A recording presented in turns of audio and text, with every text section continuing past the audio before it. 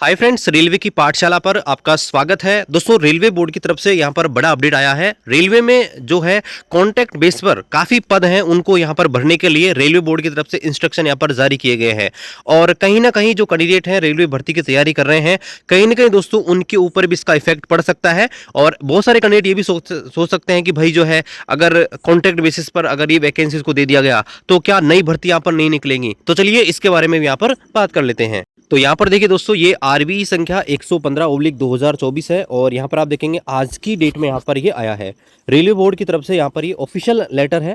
और यहाँ पर आप देखेंगे सभी जो जनरल मैनेजर हैं रेलवे के, उनको और इसके अलावा सभी जोनल रेलवे और प्रोडक्शन यूनिट के जनरल मैनेजर, आरडीएसओ, इनको यहाँ पर भेजा गया है।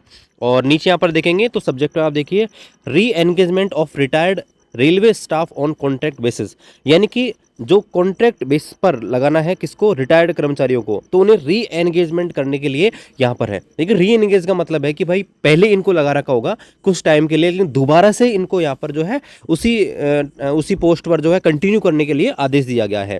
यानी तो यहाँ पर देखिए दोस्तों क्या लिखा गया है इस लेटर के अंदर। तो यहाँ पर बताया गया है कि सभी जो जोनल रेलवे प्रोडक्शन यूनिट हैं उनके द्वारा यहाँ पर देखिए पहले ऑथराइज किया गया था कि जो भी कर्मचारी रिटायर्ड हुए हैं रेलवे से, चाहे वो लेवल 1 में हो और लेवल 1 से लेकर लेवल 7 तक, यानी कि आप देखेंगे तो 4600 ग्रेड तक जो कर्मचारी यहाँ पर रिटायर हुए हैं, उनको यहाँ पर दोबारा से री एंगेज किया जाए। यानी कि जिस लेवल पर वो काम कर रहे थे, मान लीजिए कोई स्टेशन मास्टर है, वो रिटायर हो गया और वो मान लीजिए 4200 ग्रेड में रिटायर हो गया, तो उसको यहाँ पर उसी पोस्ट पर यहाँ पर दोबारा लगाया जाए।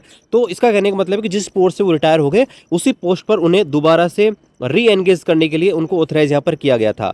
अब यहाँ पर दोस्तों बताया गया है, it has been now decided, अब यह निर्णय लिया गया है to include non gazetted post in level 8 and 9। अब दोस्तों ये भी बताया गया है कि लेवल 8 और लेवल 9 की जो पोस्ट है, जो नॉन गेजेटेड हैं, उनके लिए दोस्तों यहाँ पर देखिए कि उनको भी यहाँ पर जो है शामिल यहाँ पर कर लिया गया है। और यहाँ पर आप देखेंगे तो यहाँ पर नई चीज ऐड की गई है, non gazetted railway staff retired in level 1 to level 9 may be considered for re-engagement against the vacant post. यहाँ पर दोस्तों क्लियर लिखा है कि लेवल 1 और लेवल 9 तक जो भी पोस्ट यहाँ पर वैकेंट है, उनके लिए रेलवे में जो रिटायर कर्मचारी है उनको यहाँ पर री एंगेज यहाँ पर किया जा सकता है, यानी कि उन्हें यहाँ पर काम पर लगाया जा सकता है।